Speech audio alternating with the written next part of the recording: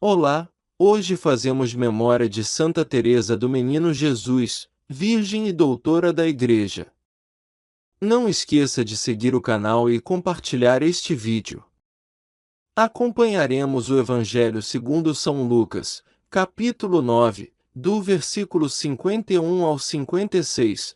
Estava chegando o tempo de Jesus ser levado para o céu. Então ele tomou a firme decisão de partir para Jerusalém e enviou mensageiros à sua frente. Estes puseram-se a caminho e entraram num povoado de samaritanos, para preparar hospedagem para Jesus.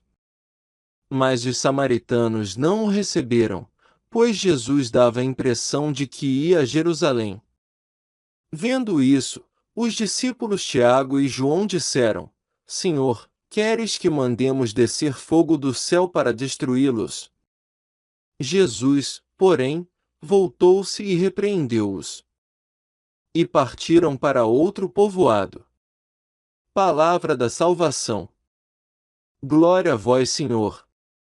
São Beda escreveu que os pagãos, portanto, parem de insultar como homem crucificado aquele que certamente previu, como Deus, o tempo de sua crucificação e que veio, como se fosse crucificado voluntariamente, ao lugar onde seria crucificado, com um semblante firme, isto é, com intenção determinada e resoluta. Ou veem que ele vai para Jerusalém e os samaritanos não recebem o Senhor, porque os judeus não se comunicam com os samaritanos, como diz São João no capítulo 4.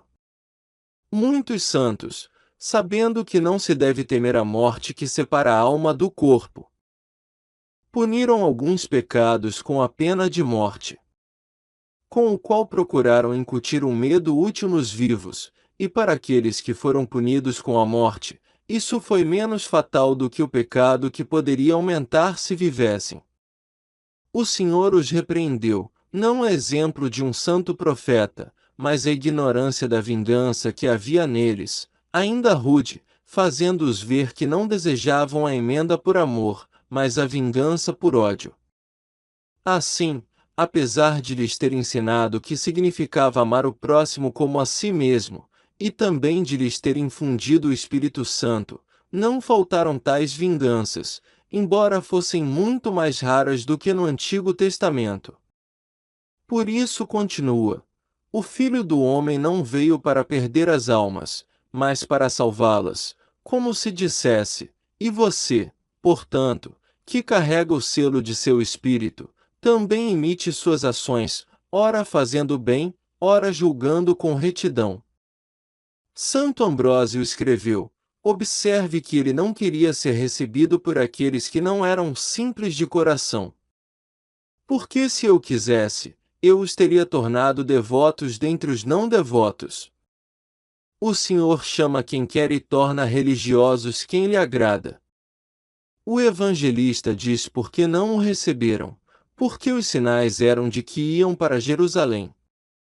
Eles sabiam que Finéias foi considerado justo quando matou alguns sacrilégios, e que nas orações de Elias desceu fogo do céu, com o qual o ferimento do profeta foi vingado. Mas mesmo que quem teme seja vingado, quem não teme não busca vingança. Além disso, somos informados de que os apóstolos tiveram os méritos dos profetas, quando presumem que o seu pedido terá direito ao poder que o profeta merecia, por isso presumem, com razão, que fogo desceria do céu a seu pedido, pois são filhos do trovão.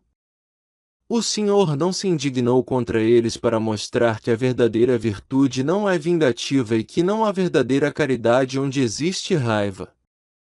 A fraqueza humana não deve ser repudiada, mas consolada. A indignação deve estar muito distante daqueles que professam a religião. Longe de quem tem alma grande o desejo de vingança.